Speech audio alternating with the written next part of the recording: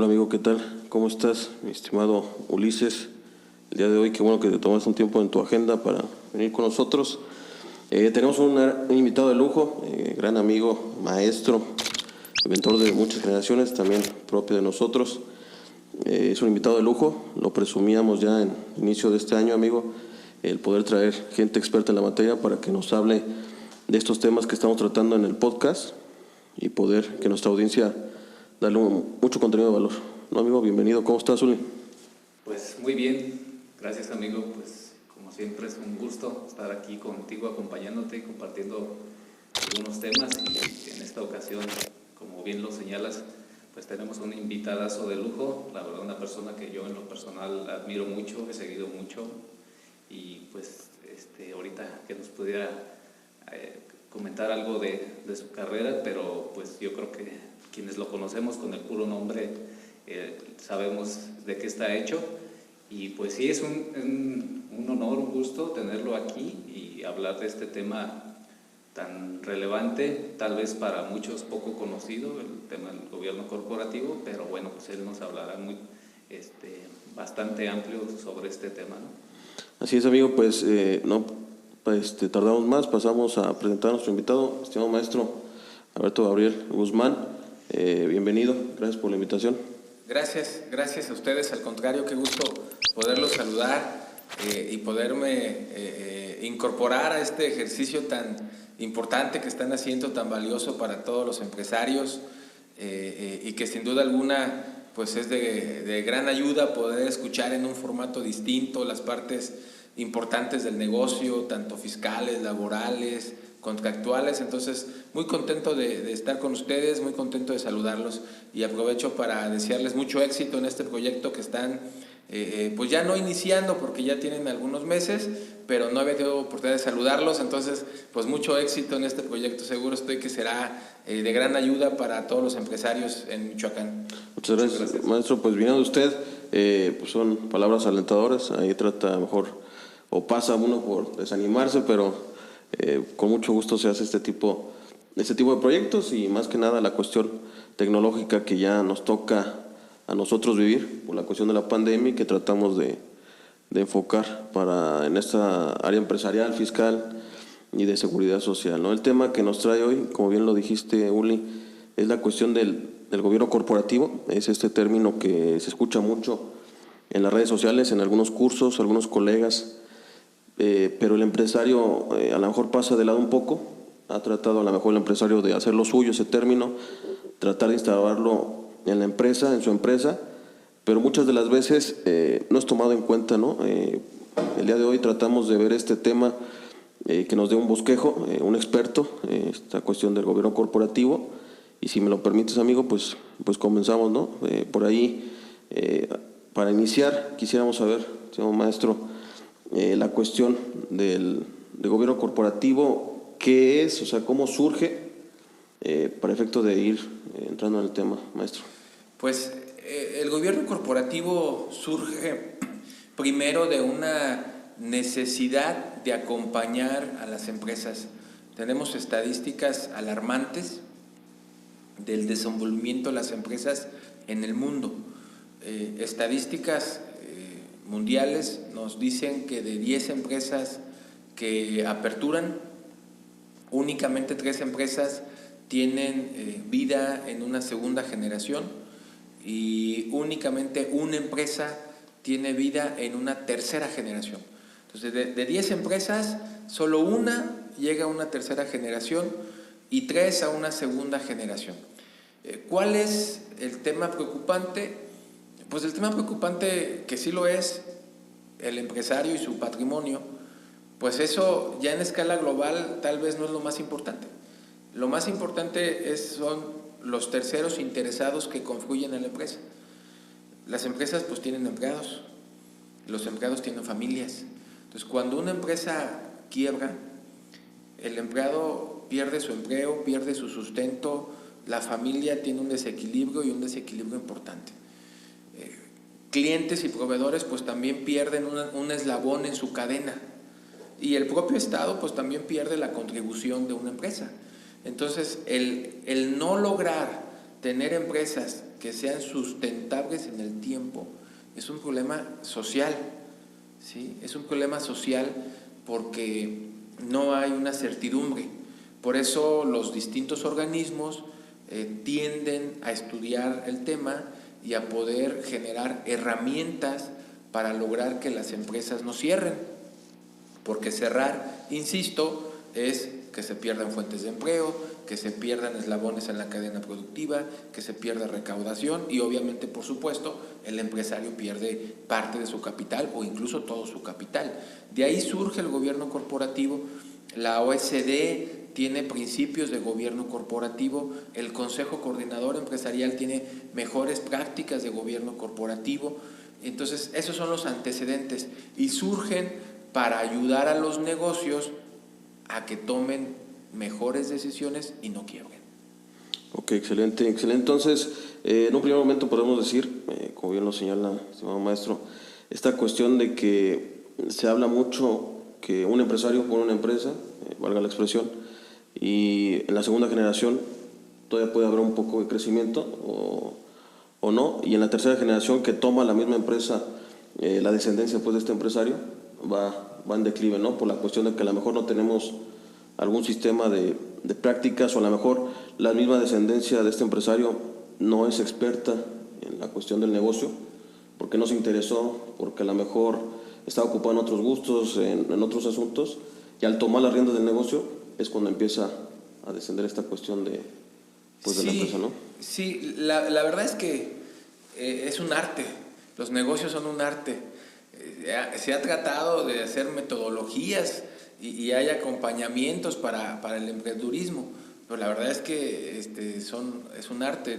Podemos encontrar personas que no tienen estudios y tienen grandes empresas, ¿sí? Personas que tal vez terminaron apenas la secundaria y tienen empresas muy grandes, personas con muchos estudios que tal vez no han logrado hacer una empresa, personas que tuvieron experiencia como empleados y después salieron a poner una empresa, o personas que ni siquiera tuvieron experiencia como empleados en empresas, sino que empíricamente pudieron lograr crear una empresa. Entonces, la verdad es de que mis respetos para todos los emprendedores que se avientan al ruedo, que toman decisiones.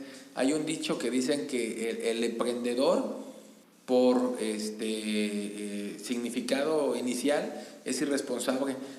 ¿Por qué? Porque tiene todo en contra y aún así pone el negocio.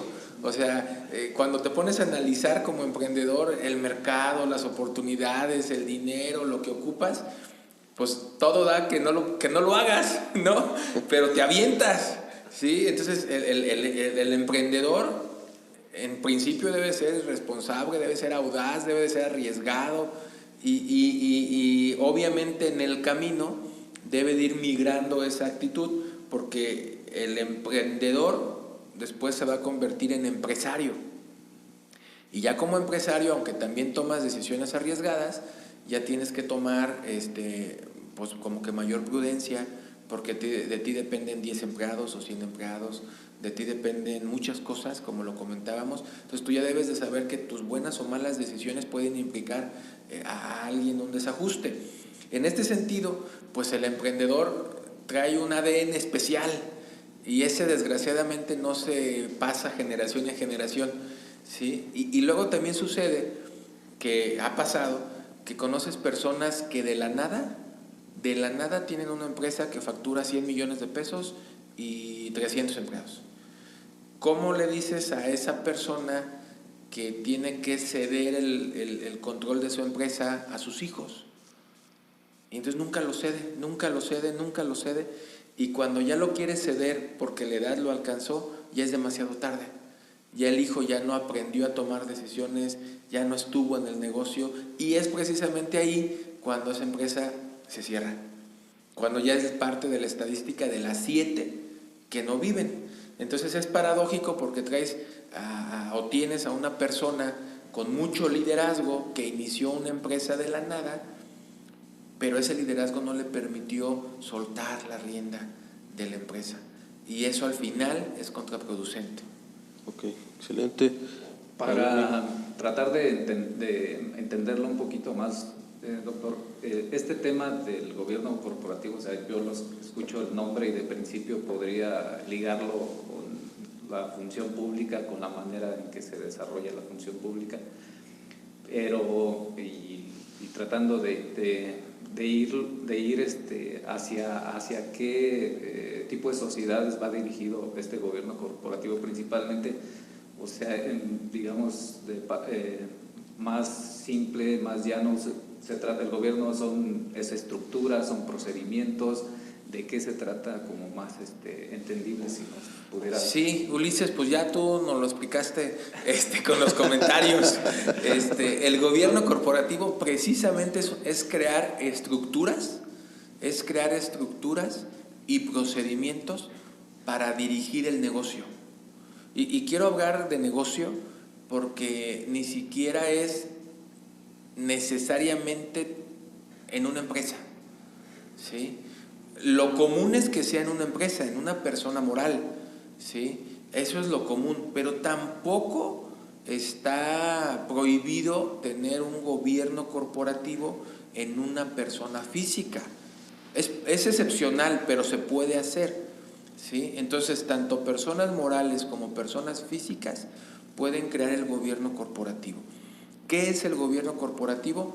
Estructuras administrativas y legales que te ayudan a tomar decisiones, ¿sí? Que te ayudan a implementar mejores prácticas al momento de tomar decisiones. Hablábamos del emprendedor y de su liderazgo. Muchas veces este emprendedor, este jefe de familia, pues en 40 años se hace lo que él diga. Ese es el problema, que entonces ningún otro miembro de la familia desarrolló músculo en toma de decisiones, ningún otro miembro de la familia experimentó en toma de decisiones porque nunca le dejaron. Y en algunas ocasiones también graves, el jefe de la familia parte de forma intempestiva, y entonces ahí todavía es peor porque es de un día para otro. Alguien más debe tomar decisiones, pero nunca dejó que nadie tomara decisiones.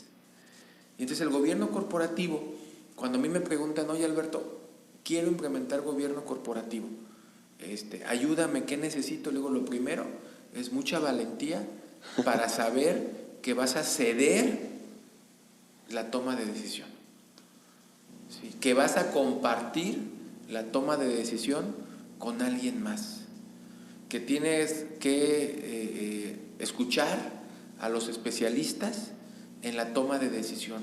Hoy en día que estamos no solo ya globalizados, sino además con estos temas de pandemia, pues todo se ha vuelto muy vertiginoso, ¿no? O sea, empresas que siempre habían vendido en un punto de venta, en un domicilio, en la calle, ahora tienen que migrar a lo electrónico, a tener entregas a través de terceros, y tienes que ver la mercadotecnia de forma distinta, y tienes que estudiar la estructura salarial de tus empleados porque ya no puedes tener a todos. Y entonces ya un empresario solo, pues ¿cómo puede tener conocimiento y experiencia de todos los temas que hoy en día se tienen que saber? Ahí es donde entra el gobierno corporativo, en una estructura administrativa que te ayude a tomar decisiones, que te acompañe a tomar decisiones. Ok, excelente. Y haciendo mía tu pregunta, Uli, por lo que nos ha comentado, estimado maestro, es solamente el gobierno corporativo, lo platicamos fuera de cámaras, ¿es aplicable a lo que conocemos como empresa familiar o sería aplicable a todas? Y en ese sentido, a lo mejor antes de que me responda esta pregunta, ¿qué es una empresa familiar? Para aquel que no está familiarizado con el tema. Pues la definición exacta no existe, pero lo que más se ha acercado a una aceptación generalizada es que una empresa familiar es una empresa en donde una sola familia controle las decisiones. Es decir, del 100% de las acciones de una empresa, una sola familia tiene más del 50, 51 hacia arriba. Eso es una empresa familiar. ¿A qué nos lleva esto? Una empresa familiar no significa que sea pequeña, una una empresa familiar no significa que facture poco o una empresa únicamente local. No, una empresa familiar es que una sola familia, que los miembros de una familia controlen la mayoría de las acciones. Entonces podemos hablar a nivel mundial de Walmart, es una empresa familiar, ¿sí? De BMW, podemos hablar en México de Cemex, de Cinépolis aquí en Morelia, son empresas familiares porque los miembros de una familia controlan la sociedad. Entonces, en el mundo y en México, las estadísticas hablan de que del 80 al 90% de las empresas son familiares. Del 80 al 90. Hay países como Italia donde el 95% de las empresas son familiares, ¿sí? Esto evidentemente tiene importancia en otros ámbitos. ¿Cuánto dinero en la economía mundial se mueve a través de empresas familiares? El 70% del dinero mundial.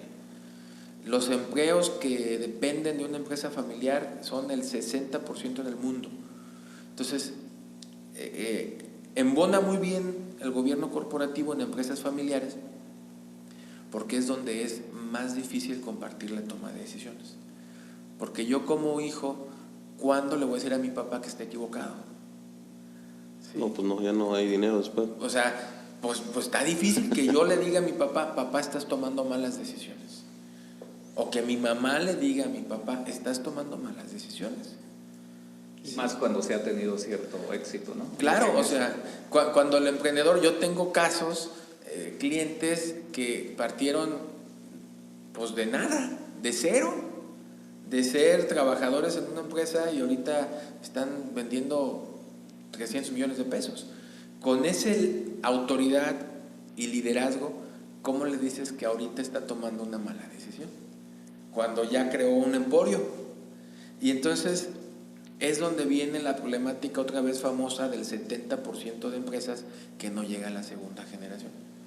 Porque ese liderazgo tan fuerte, que además es tu papá, ¿sí? Porque la mayoría son empresas familiares, ¿cómo le dices que está equivocado? ¿Sí? Hay una ascendencia natural por ser tu papá, y ya cuando quieres o él quiere compartir, pues ya es tarde. Ya es tarde porque hay otros intereses, ya hay competencia distinta, o simplemente ya no puedes levantar el negocio porque ya está muy complejo levantarlo.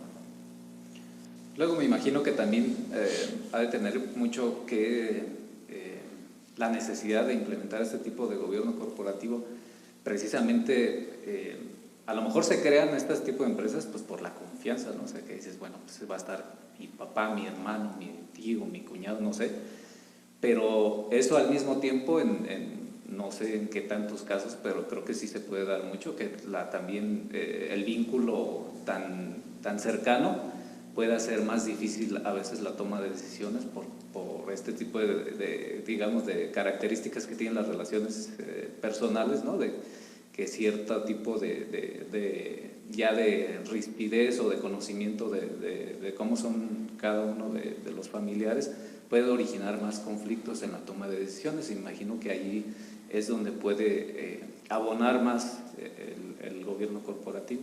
Sí, el gobierno corporativo inicia a través de un consejo de administración. Las empresas deben de tener un consejo de administración. Recordemos que las empresas pueden ser gobernadas con un administrador único o con un consejo de administración. El gobierno corporativo parte de que sea un consejo de administración. Y luego lo importante es quiénes van a ser los consejeros. Porque luego estamos acostumbrados que en el consejo de administración son los mismos. Son los mismos. Y entonces los mismos socios son los mismos miembros del consejo. Y entonces agarras de los socios y pones presidente, secretario, tesorero y ya. Precisamente el gobierno corporativo lo que te dice es, a ver, si tienes un consejo de administración, tienes que nombrar 3 tipos de consejeros. Primero están los consejeros patrimoniales, que por consejero patrimonial se entiende aquel consejero que además es dueño, que además es accionista. Puedes nombrar también consejeros relacionados, que son aquellos consejeros que además de ser consejero es empleado de la sociedad. Por ejemplo, el gerente de ventas, el gerente de producción, el gerente de operaciones. Pero lo más valioso es el tercer tipo de consejero, que es el consejero independiente. Aquel consejero que ni es dueño ni es trabajador. Un consejero independiente. Una persona que tiene total independencia de la empresa. Y la recomendación es que al menos el 25% de tu consejo de administración sea consejero independiente.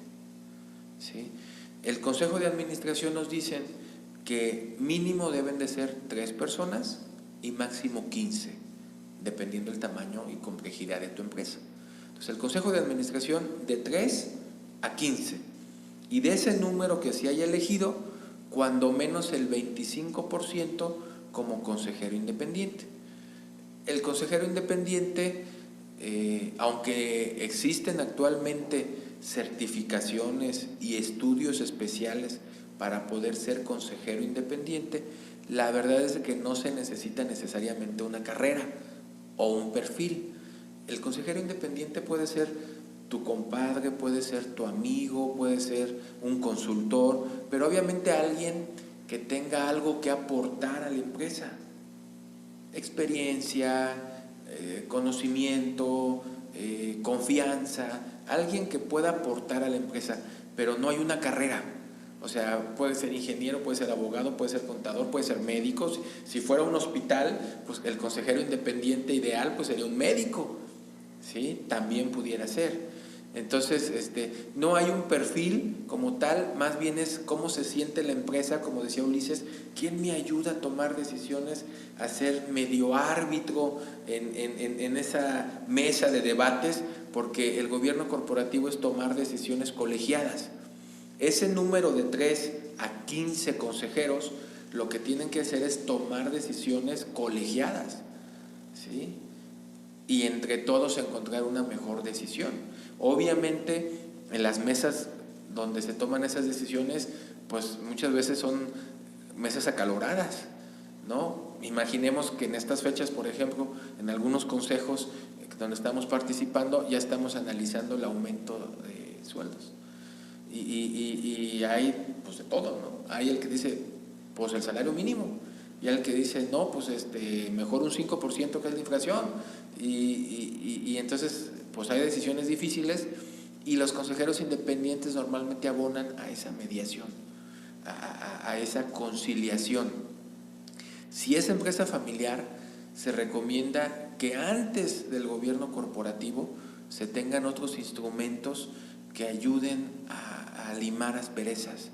Por ejemplo, el protocolo de familia, ese es un documento indispensable para una empresa familiar, el protocolo de familia.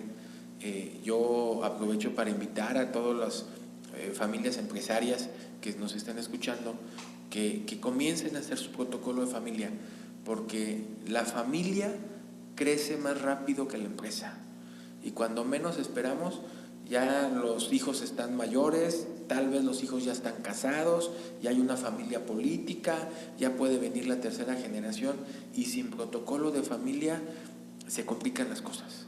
Entonces es importante, si es empresa familiar, tal vez un paso previo al gobierno corporativo es el protocolo de familia. A grandes rasgos, ¿qué es el protocolo de familia? El protocolo de familia son las reglas de actuación entre la familia y la empresa. Hay una teoría de los 3 círculos que nos habla de la familia y la empresa. Y esta teoría de la familia y la empresa nos dice que no está separada la empresa de la familia. Es imposible. O sea, no podemos separar esas dos entes, porque es normal que yo llegue a la empresa, donde pues es de mis papás, es de la familia, y quiera hacer el trabajo de la escuela en la computadora de la empresa. Ahí hay una unión, ¿no? Es normal que el celular que trae mi hijo lo pague la empresa. Entonces hay puntos de unión. Precisamente el protocolo familiar es el que te ayuda a que esos puntos de unión sean muy claros desde el principio, ¿sí? Por ejemplo, vamos a pensar que tenemos un problema de que todos los hijos quieren trabajar en el negocio familia. Ya decíamos que un extremo es que nadie trabaje. Otro problema extremo es que todos quieran, ¿ok? Y yo como padre de familia tengo que aceptar a mis 5 hijos en la familia, en la empresa, o debo de poner reglas. A ver, ¿quieres trabajar en la empresa? Te voy a pedir que tengas una carrera. Te voy a pedir que tengas una experiencia profesional de 3 años en otro lado que no sea la empresa. Te voy a dar un sueldo equivalente a la función que tienes, no uno mayor por ser mi hijo, pero eso tendrá que ir en el protocolo de familia. O sea, el protocolo de familia en principio es un catálogo de reglas morales de la familia y la empresa, ¿sí? Ya con hijos grandes, pues resulta que quieren todos carros nuevos y entonces la empresa compra un carro y se lo asigna a un hijo y el siguiente hijo dijo, híjole, pero el mío es de hace 2 años y ya mi hermano ya tiene el último modelo, no, a mí también cámbiamelo. Entonces en el protocolo vas regulando esa relación o esos puntos entre empresa y familia. Muchas veces tal vez todavía no se presenta el problema, es el momento ideal antes que se presente el problema. Entonces el protocolo de familia es mis reglas de actuación de empresa y familia, y entre más pronto lo tengas, más pronto se solucionan los problemas, porque la misma familia ya sabe las reglas, dice, no, pues es que no puedo ir ahorita al negocio a pedir un préstamo de 100,000 pesos porque en el protocolo dice que solo cada 3 años y ya pedí uno el año pasado, ya no puedo pedir otro hasta que lo termine de pagar. Entonces el protocolo te va dando esas reglas de cómo tratar a tu familia en la empresa. Ok, maestro. Entonces, recapitulando, tomando lo que nos ha comentado, vemos que el gobierno corporativo, si bien hemos hablado de la empresa familiar, no solamente es aplicable a la cuestión de la empresa familiar, vimos que es la empresa familiar, pero también hacer mención para aquel empresario que a lo mejor pues no tiene a su familia involucrada, es un empresario solo, a lo mejor no cae en este supuesto de la empresa familiar.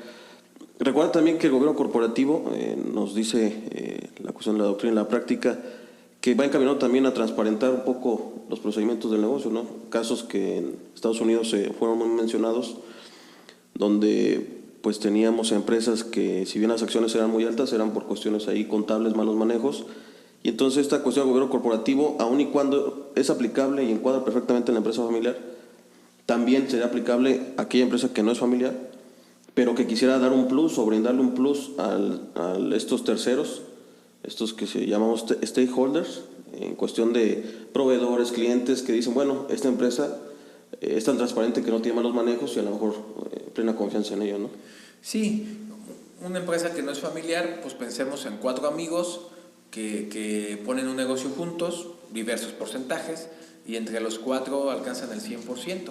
Esa no sería una empresa familiar porque no son familia y cada quien tiene su porcentaje. Ahí también es necesario un gobierno corporativo y tal vez ahí hasta también con mayor razón, porque normalmente siempre hay socios capitalistas y hay socios industriales, hay socios que operan más, hay socios que operan menos. Y entonces, ¿cómo me doy cuenta de que el negocio está bien? ¿Cómo me doy cuenta de que estamos reaccionando al mercado como se requiere, que tenemos una estrategia a mediano y largo plazo? ¿Cómo lo hago si tal vez yo no estoy tan adentrado en la operación? O yo que estoy adentrado en la operación, ¿cómo sé que lo estoy haciendo bien y que no va a haber un problema futuro? Ahí también puede haber un gobierno corporativo. Y bueno, como parte del gobierno corporativo, ya sea en empresa familiar o en empresa no familiar, el consejo de administración pues tiene funciones muy claras. Hay funciones en principio básicas, como es el diseñar la estrategia y el modelo de negocio, ¿sí? El consejo de administración tiene bajo su responsabilidad tener una estrategia a mediano y largo plazo del negocio, tiene la responsabilidad de tener el modelo de negocio bien establecido, tiene la responsabilidad de identificar los riesgos, de gestionar los riesgos y obviamente dentro de sus responsabilidades del Consejo de Administración, pues es el de brindar información a los socios de las operaciones de la empresa. Entonces, dentro de el Consejo de Administración, normalmente siempre hay un comité de auditoría. Hay un comité de auditoría que se encarga de las funciones de revisión tanto de la operación como de la contabilidad.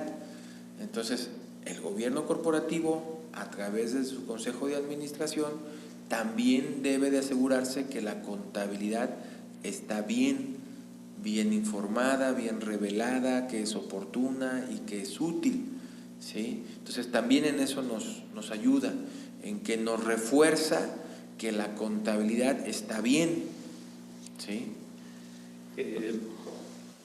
Hablando un poco de este comité de auditoría, surge la duda. Yo a lo mejor soy empresario, tengo una pequeña, mediana empresa, y bueno, me llama la atención el tema del gobierno corporativo. Me gustaría incursionar en esa parte. ¿Qué tan, digamos, costoso pudiera ser en términos de estructura? ¿Qué tanta estructura se necesita? ¿Es dependiendo del tipo de empresa, de qué tan grande sea, de qué cantidad de trabajadores? ¿Cómo se va definiendo eso? Sí, depende del tamaño de la empresa, depende sin duda del tamaño de la empresa. El Consejo de Administración pues puede funcionar con 3 personas, pero también puede funcionar con 15. Ese brinco te lo va a dar el tamaño de la empresa. Y un consejero independiente te va a cobrar normalmente por sesión, ¿sí? Cuando tú inicias tu consejo de administración, que es el punto de partida para el gobierno corporativo, muchas veces es necesario sesionar una vez al mes, ¿sí? Pero lo ideal es sesionar una vez cada 3 meses, porque el gobierno corporativo es ejecutivo, no operativo, ¿sí? La estrategia que te marca el Consejo de Administración es ejecutiva. Quien la va a operar, pues es el director de la empresa, el encargado de la empresa, ¿sí? Entonces, en principio tú te reúnes cada mes y posteriormente tal vez cada 2 meses para llegar al ideal, que es cada 3 meses. En esas reuniones, que pueden durar 4 o 5 horas, pues diseñas la estrategia del negocio, el modelo del negocio, le pones atención a los puntos importantes. Y luego hay una persona que es el director de la empresa o el encargado de la empresa, que es el que baja las instrucciones o opera todas las decisiones, ¿sí? Entonces, en realidad no es caro el gobierno corporativo. La verdad es que no es caro, porque normalmente se tiene un tabulador y cobras de acuerdo al tabulador. Por ejemplo, una empresa muy grande, y muy grande me estoy refiriendo tal vez a 500 millones de pesos de ventas al año, pues cobras por sesión 50,000 pesos, 60,000 pesos. Empresas pequeñas cobras por sesión 8,000 pesos, 10,000 pesos mensuales, hablando de sesiones mensuales, ¿sí? Entonces no es tan caro. Ahora, si aún así tal vez mi empresa no tiene para pagarle 8,000 pesos al mes a un consejero independiente, que tal vez pueden ser 2, depende del tamaño de la empresa, hay un paso intermedio que se llama consejo consultivo. Cuando tú dices, mira, sí quiero gobierno corporativo, pero tal vez todavía no tengo el tamaño para tener un gobierno corporativo, o no tengo todavía muy claro qué es el gobierno corporativo, no me queda claro qué es mejor comenzar por un consejo consultivo. Es como un paso intermedio, menos formal, menos exigente, y empiezas como a probar qué es tener en una mesa a 5 personas para tomar decisiones, ¿sí? Hace un momento hablábamos del aumento de sueldos. Esa es una decisión que pasa por el Consejo de Administración o por el Consejo Consultivo. Oye, empezamos año 2021, tengo un indicador que es la inflación, tengo un indicador que es el aumento de la UMA, tengo un indicador que es el salario mínimo, ¿con cuál nos vamos a ir para incrementar sueldos o no vamos a incrementar sueldos? Correcto. Y cuando no hay gobierno corporativo, pues esa decisión es de una sola persona, ¿sí? Del dueño. Cuando hay gobierno corporativo, pues lo sientas en la mesa a tus consejeros independientes, a tus consejeros relacionados. ¿Qué hacemos? Pero ¿qué hacemos? No nada más en aumentar o no aumentar, sino en qué va a repercutir. Ok, no aumento. ¿Cómo me va a repercutir para la productividad de la empresa? ¿Sí? Si aumento, seguramente me tendrá que repercutir a favor en la productividad, pero en los flujos financieros me da. ¿Sí? Entonces son decisiones que se tienen que analizar y que tienes que pues sociabilizar con tus consejeros. ¿Sí? Yo consideraría, yo participo en consejos de todos tamaños, creo que no es caro y creo que sí agrega valor. Sí, creo que sí agrega valor. Es un buen ejercicio porque me ha tocado que después de un año me dice, oye, si yo hubiera sabido que es gobierno corporativo, hace 5 años lo hubiera puesto. ¿Sí? Hace 5 años hubiera compartido la presión de la toma de decisión con más personas y no me hubiera esperado hasta el final. Entonces, es un ejercicio recomendable. Ok, maestro. Entonces, recapitulando, tenemos esta cuestión de gobierno corporativo, que son procedimientos, planes, diseños, para mejor la cuestión de, por un lado, el crecimiento del negocio, acortar a lo mejor la curva del crecimiento. Por otro lado, pasar la estafeta de una generación a otra pudiera también servir. Y se recomienda, ya lo comentó usted, se recomienda que sea o se inicie con este consejo consultivo, y si no, en su caso, dependiendo del tamaño de la empresa, el consejo de administración, ¿no?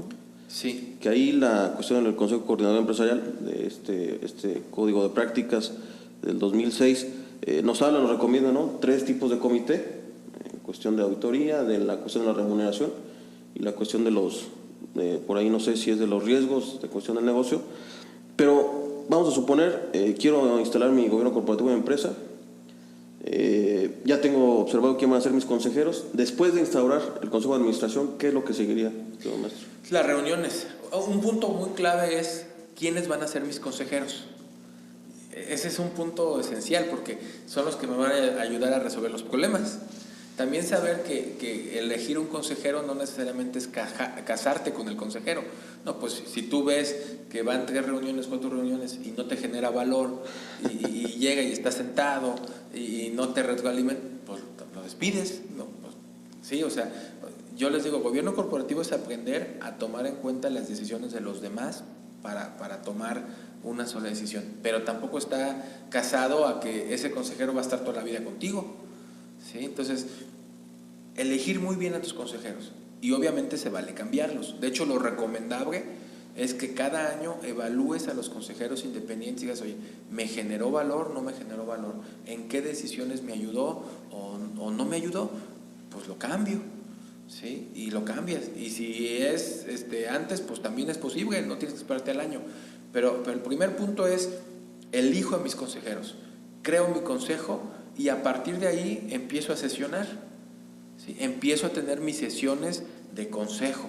Ahora, es importante saber qué información llevo al consejo, porque también eso nos va a dar pues gran probabilidad de que funcione o no funcione, porque tan malo es no llevar las decisiones relevantes a la mesa, como esconderlas, como decir, esta no la llevo porque esta la quiero tomar yo, entonces ni les digo, ¿no? Y cuando me abrí una sucursal, ¿cómo? ¿Y por qué no nos dijiste?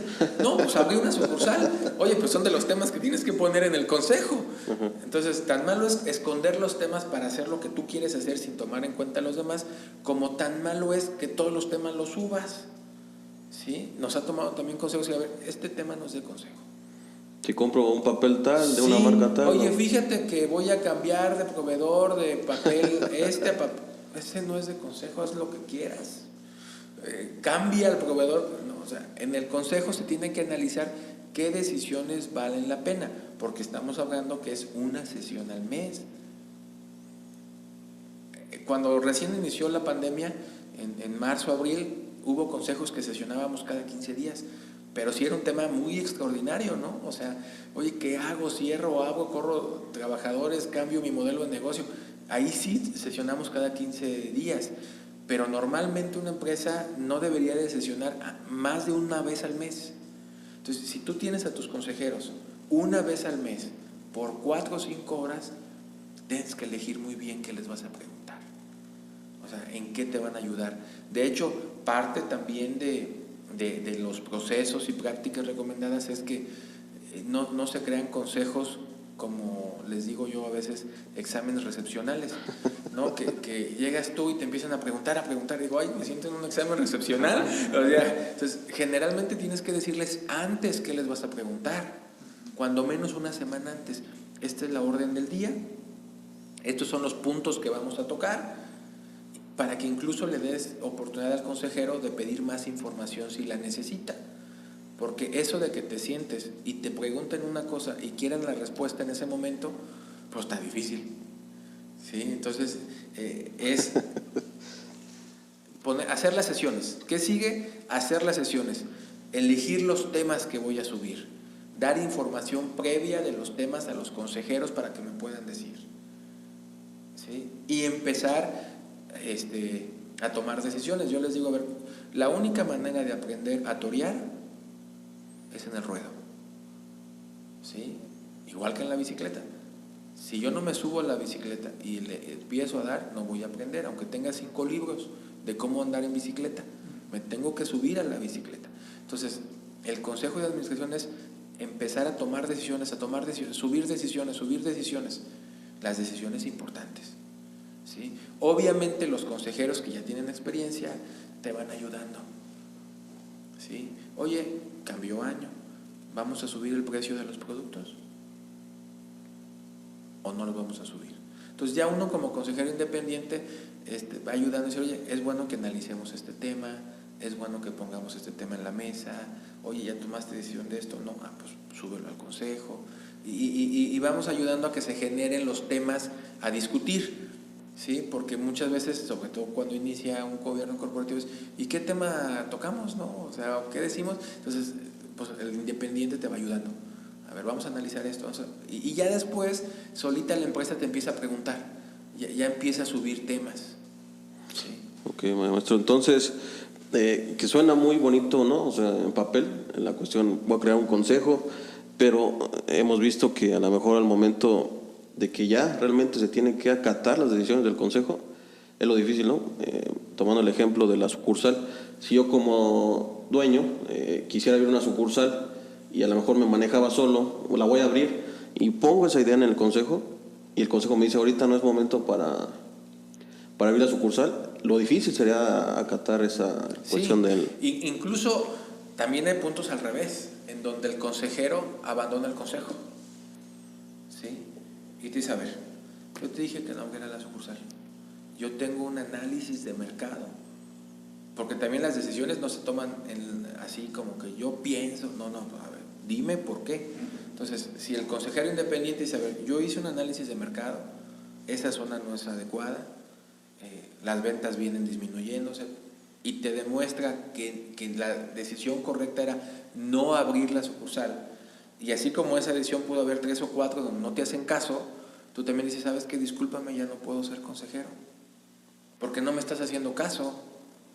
O sea, porque lo que yo te estoy sugiriendo para mejorar el negocio no lo llevas a cabo, tal vez solo me tienes para decir que hay consejo y como para tener una excusa de, bueno, yo no la tomé, ahí está un consejo, ¿sí? Entonces también hay casos en donde el consejo renuncia a la empresa, el consejero.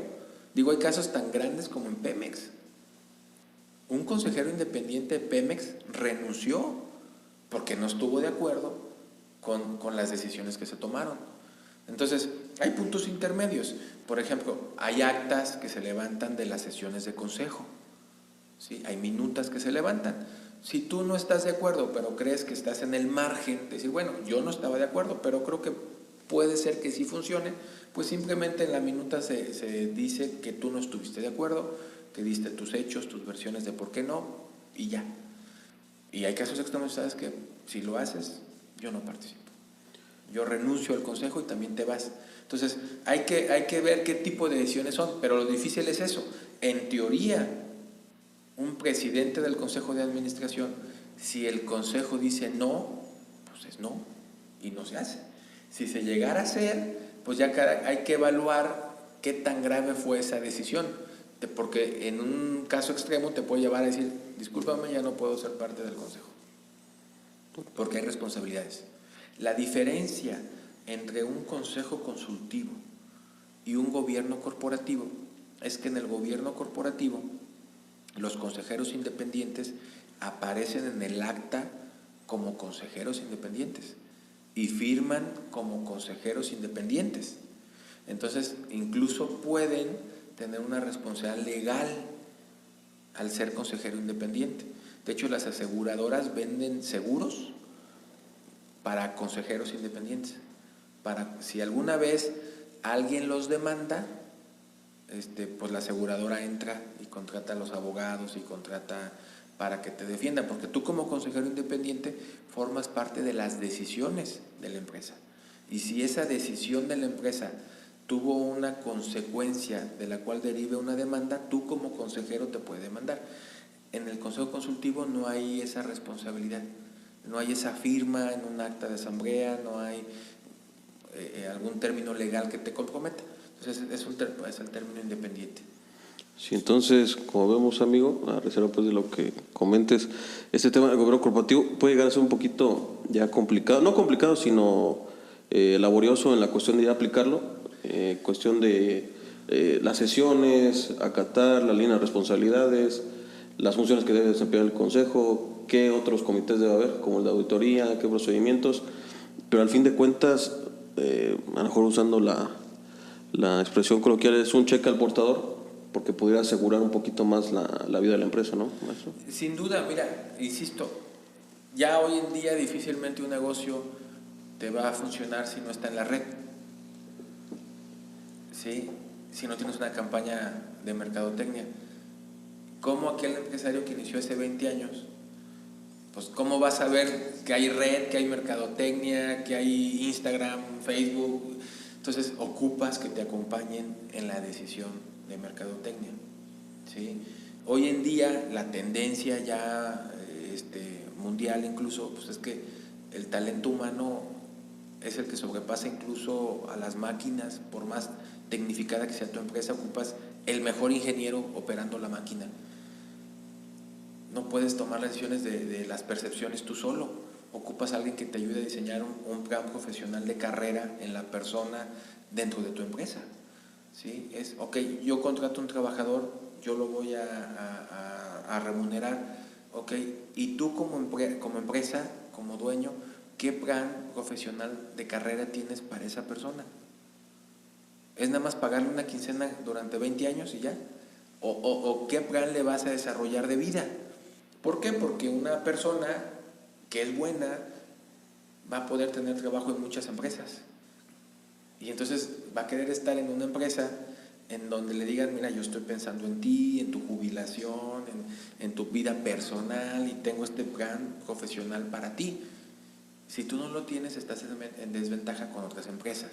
Y así pudiéramos hablar ejemplos de muchas áreas que no necesariamente son las que maneja el empresario, el emprendedor convertido en empresario. Entonces, sí necesita un acompañamiento. Obvio, puede contratar un consultor independiente, sí, pero el alcance de las decisiones son distintas, porque no conoce de forma integral a la empresa. Un consejero conoce de forma integral a la empresa, porque a veces también esa es la pregunta, oye, ¿y en qué se diferencia un consultor o asesor tradicional a un consejero? En el alcance de las decisiones, en la profundidad del conocimiento. Entonces, sin duda, tener un consejo va a ayudar a que la empresa tenga muchas más probabilidades de éxito, muchas más probabilidades de que pase a la segunda y a la tercera generación. ¿Qué comités se eligen? Los comités que la empresa ocupe. Sí nos dicen que mínimo es el de auditoría, el de remuneraciones y el de finanzas. ¿Por qué? Porque todas las empresas ocupan quién identifica riesgos, cómo pagarle a sus trabajadores y cómo llevar sus finanzas en cuestión de presupuesto De ahí en fuera hay empresas que ocupan un comité de innovación, hay empresas que ocupan un comité de investigación y desarrollo, uno que ocupa tal vez de mercadotecnia. Ya va a depender de la empresa y sus necesidades. ¿Qué tanto se cede por parte del empresario hacia el gobierno corporativo? Es decir, yo tengo una empresa y bueno, me llama la atención todo este tema del gobierno corporativo, pero mi temor es hasta dónde tengo que ceder, digamos, esas facultades que tengo yo de decidir muchas cosas, porque ahorita señalabas algo muy importante que es el tema de los asuntos que se tratan en asamblea y los asuntos que probablemente se puedan llevar a cabo en el Consejo de Administración. O sea, ¿cuál es, digamos, esa línea para que el empresario pudiera tomar esa decisión? Pues la verdad es que en teoría deberías de ceder las decisiones importantes, pero hay que darle el significado adecuado a ceder, ¿sí? No significa que entonces los terceros van a decirte todo, no, significa que los tienes que escuchar, significa que te van a dar razones, que te van a externar hechos y que lo esperado es que en base a esas razones y esos hechos tú tomes las decisiones, ¿sí? Pero evidentemente no es que ya de forma automática los terceros vengan a decirte qué hacer o que estés obligado a hacer lo que ellos te digan, tampoco, ¿sí? El dueño de la empresa o dueños de la empresa pueden decir, ¿sabes qué? Discúlpame, pues sí serán muchos hechos, sí habrá muchas razones, pero mi intuición y mi sentido común me dice que sí abra la sucursal. Pues lo haces, no pasa nada, ¿sí? Lo peor que puede pasar es que el consejero independiente diga, ¿sabes qué? Me voy. Pero tú sigues tomando las decisiones, buscarás otro consejero. Entonces tampoco es de que te comprometas a hacer lo que a fuerzas los otros quieren hacer. En teoría, si buscaste bien a tus consejeros independientes, si elegiste adecuados consejeros independientes, pues deberías de hacerles caso, ¿sí? Si no, ¿para qué los elegiste, ¿no? Pero en los hechos, pues la verdad es que el dueño sigue siendo el dueño y él sigue haciendo o tomando las decisiones, pero en función de lo que los consejeros le dicen que es lo mejor, ¿no? ¿Cómo se implementa, digamos, a mí me llama la atención, quiero implementar el gobierno corporativo, ¿cómo se toma la decisión de hacerlo? ¿Es mediante un contrato? ¿Se sube a asamblea? ¿O cómo se forma ese? Sí, debe estar plasmado en asamblea. Tu gobierno de tu negocio debe ser a través de un consejo de administración, y en ese consejo de administración, que debe estar en el acta de asamblea, este es el consejo de administración, ahí debes de incorporar a los consejeros, ¿sí? Y cada sesión del consejo pues es un acta de asamblea, ¿sí? Cada sesión es un acta de asamblea que se toma en función de los temas que se tocaron. Estamos nosotros acostumbrados que las actas de asamblea son anuales y que solo tocan los temas de aprobación de estados financieros y temas muy superficiales. Bueno, no superficiales, pero muy, muy limitados. Entonces, para cumplir, pues nada. Para cumplir nada más, pero se supone que por eso hay actas ordinarias y extraordinarias, mensuales, semanales, bimestrales. Entonces, la forma de implementarlo documentalmente, pues es tener tu consejo de administración plasmado en un acta de asamblea, obviamente un consejo que incluya a los consejeros patrimoniales relacionados e independientes. Porque si es los mismos socios, como normalmente es, pues ese no es un consejo, porque no hay independientes. Así es documentalmente. ¿Cómo lo haces en la práctica? Llevando a cabo las sesiones, ¿sí? Cada día, jueves 1 de mes, hay sesión de consejo. Entonces, una semana antes, ¿qué temas, qué información? Obviamente, una parte importantísima de las reuniones de consejo es el análisis de los resultados del mes anterior. Cuánto vendimos, cuánto compramos, cuánto gastamos, cuánto ganamos. Y de ahí salen los temas. Porque, oye, ¿por qué vendimos menos que en diciembre? ¿Y por qué vendimos menos que en enero 2020? ¿O por qué gastamos más? ¿Qué estamos haciendo? De ahí mismo salen los temas del análisis de los resultados de la empresa. Ok, amigo, pues para ir concluyendo, este es un tema por demás interesante, maestro, y más un experto que pues en la práctica es tanto asesor para implementar un gobierno corporativo, tanto como consejero independiente, ¿no? Maestro, ¿algunas recomendaciones finales para quienes nos escuchan? Sí, miren, evidentemente es un tema nuevo. Sí, la verdad es de que se está dando a conocer de hace 3, 4 años precisamente por la necesidad de que las empresas no cierren, por la necesidad de que las empresas tengan mayores herramientas para tener éxito. Entonces, hay que tenerlo en mente, hay que tenerlo siempre como presente, como una posibilidad para mi empresa. Pero hay pasos previos, ¿sí? Si pensamos tal vez que un gobierno corporativo no es el momento por el tamaño de la empresa, porque quiero aprender a convivir antes en la toma de decisiones, pues empecemos por un consejo consultivo.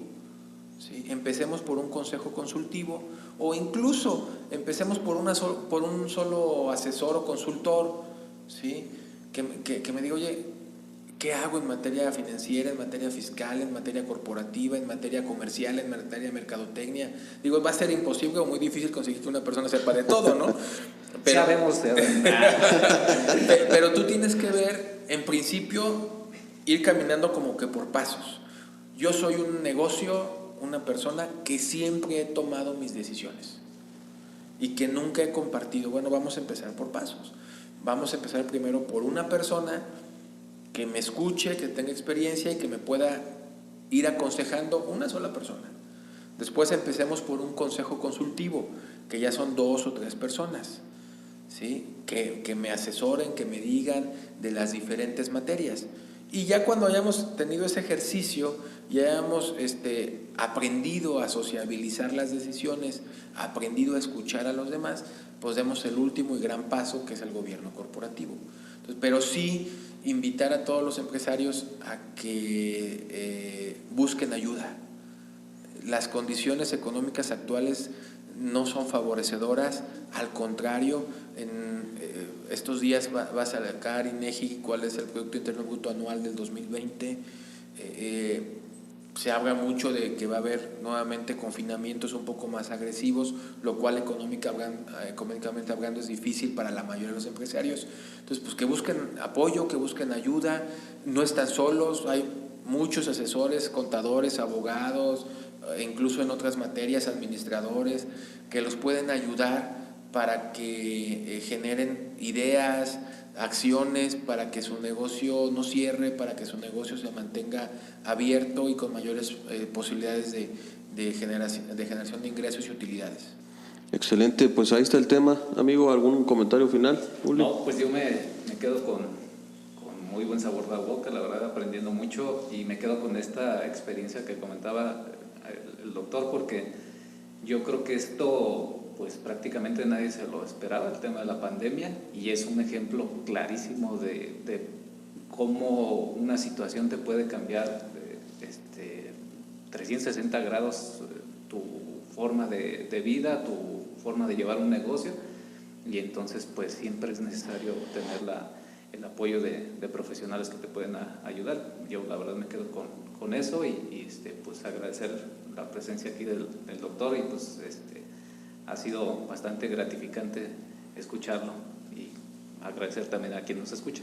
Totalmente, amigo, pues también muy agradecido, estimado maestro, sabe el aprecio que le tenemos.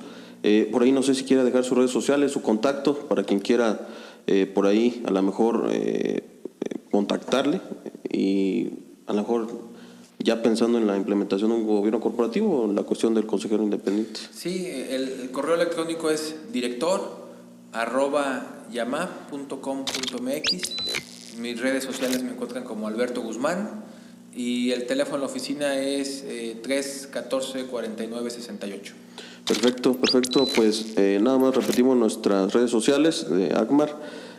Nos encuentran en Facebook Agmar Soluciones y Blindaje Corporativo, en Instagram agmar.blindaje, aquí en Spotify en el lado Agmar de los impuestos y del derecho, la página web agmarblindaje.com y el canal de YouTube donde estamos pasando los video podcasts también, generando contenido de valor.